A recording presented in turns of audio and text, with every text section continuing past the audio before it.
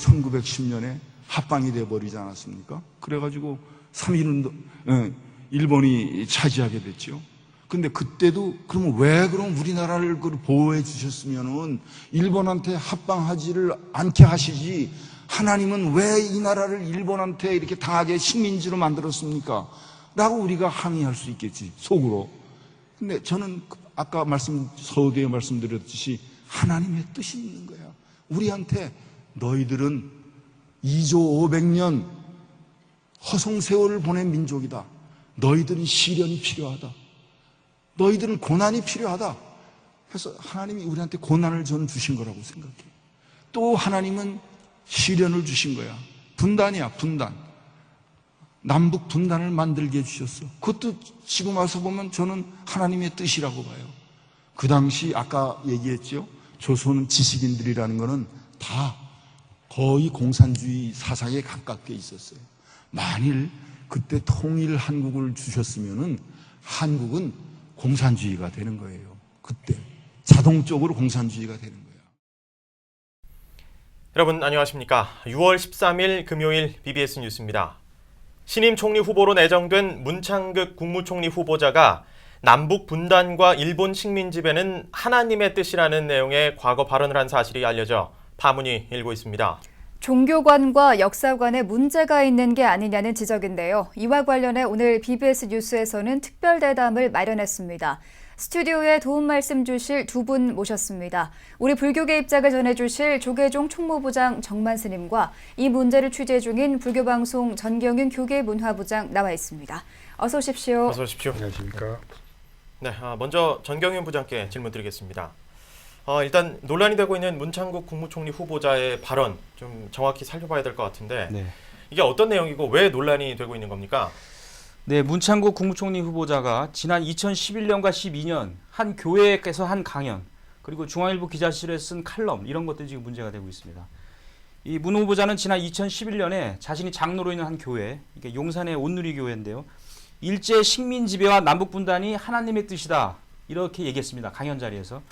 그러니까 하나님은 왜 이 나라를 일본한테 당하게 식민지로 만들었냐고 우리가 항의를 하지만 거기에는 하나님의 뜻이 있다. 그리고 우리한테 너희들은 2조 500년을 허송세월로 보낸 민족이다. 이런 발언도 했습니다. 네. 독립을 한 것도 하나님의 뜻이다. 이런 발언까지 했습니다. 그리고 조선민족의 상징은 게으르고 자립심이 부족하고 남한테 신세지는 것이다.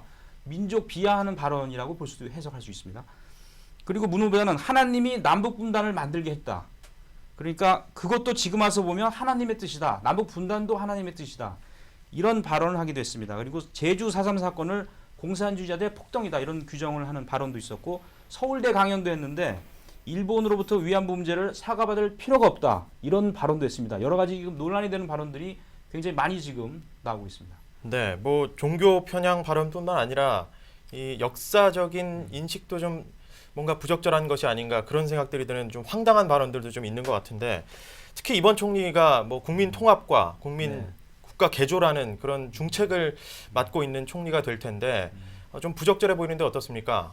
그렇습니다. 이 공인이라 하면은 물론 이 발언은 뭐 교수 시절이라든지 기자 시절에 했다고 합니다만은 공인은 말 하나하나를 조심해야 한다는 사실 모르는 사람이 없을 겁니다. 종교적 중립에서 벗어나 자신의 신앙을 지나치게 드러내는 일, 결코 바람직하지가 않죠. 자신의 틀에 갇힌 편협한 신앙관을 가진 사람에게 더없이 공평해야 할 공직을 맡겨서는 안 된다. 일반적인 지적입니다. 종교인으로서 교회에서 한 강연이다, 특수성이 있다, 이렇게 해명을 하고 있지만은 궁색한 해명이다, 이렇게 또 여러 가지 시각들이 나오고 있습니다. 네. 뭐 사실 정부 고위공직자나 정치인들의 이런 부적절한 언행, 특히 종교 편향적인 발언, 이번이 처음은 아닙니다. 6.4 지방선거에서도 몇몇 후보들이 부적절한 언행을 그렇습니다. 했죠. 네. 그러니까 너무 많아서 열거하기가 힘들 정도입니다. 네. 과거로 올라가면 이명박 전 대통령이 서울시장 시절에 기독교 행사에 참석을 해서 서울시를 하나님께 봉헌한다, 이런 발언을 했죠. 그리고 황우여 새누리당 대표가 지난 3월에 국제 친선 조찬 기도에 참석을 해서 하나님 위에 다른 믿음은 중독이다, 이런 발언을 해서 또 논란이 됐습니다. 6.4 지방선거 당시에 고승덕 서울시 교육감 후보는 한국 기독교 총연합회 임원회에 참석을 해서 교육감에 당선되면 학내 기독신우회, 그러니까 기독교인들의 모임이죠. 네. 기독신우회를 적극 지원하겠다, 이런 발언을 했습니다. 네. 그리고 정몽준 서울시장 후보는 사찰과 불교단체를 종북 좌파로 폄하를 해서 불교계 반발을 샀습니다. 그러니까 주간지 보도를 인용해서 템플스테이에서는 좌파들에 대한 후원이다. 그리고 불교단체 공모사업도 종북 좌파에 대한 지원이다. 이렇게 매도를 했습니다. 사실. 네. 공교롭게도 두 후보가 다 낙선했습니다. 네. 네. 이쯤 되면 이게 대중 앞에 나서는 정치인의 발언이 맞나 싶을 정도로 편향적인 발언들이 분명히 있는데 정교육 기자, 일단 이 불교계가 이 문제에 대해서 어떻게 대처해야 된다고 보십니까? 그러니까 특정 종교에 편향된 역사 인식을 가진 사람이 총리가 돼서는 안 된다. 이런 인식이 확산되고 있고요. 국가 행정을 경영하는 국무총리는 양극단에 치우치지 않는 중도적 관점을 갖고 있어야 합니다. 네. 그렇기 때문에 종교적으로도 편향돼 있고 극우 보수주의자이자 친미 성향까지 가지고 있는 인물을 총리 후보로 어떻게 내세울 수 있었는지 이것이 과연 의문이다. 의아해하는 사람들이 적지 않습니다. 이번 사태의 심각성은 종교 간 갈등을 초래한다는 점, 그리고 다른 종교인들에게 피해를 줄 수 있다는 점, 그리고 사회 통합을 가로막는 그런 사건이라는 점에서 사회적 인식의 전환이 필요합니다. 당사자들이. 그리고 제도적 장치 마련, 종단 차원에서도 여러 가지 대책들이 좀 필요하지 않나 이런 생각이 듭니다. 네. 지금 뭐 조계종 종교평화위원회를 비롯해서 각 이 불교 단체들이 규탄 성명을 내고 있고 또 여러 가지로 많은 움직임들이 보이고 있는데 이 조계종 총무원 차원에서는 혹시 어떤 대응 방안들을 마련하고 계신지요? 지금 뭐 특별하게 저희들이 그 방향에서 어떤 대책을 세워서 예. 대응하고 있지는 않습니다만은 네. 첫째, 그분께서 그동안에 행해왔던 여러 가지 어떤 잘못된 부분들이 이번에 본인은 스스로 못 보지만은 타인의 지적, 특히 대중의 지적에 의해서 적나라하게 드러났습니다.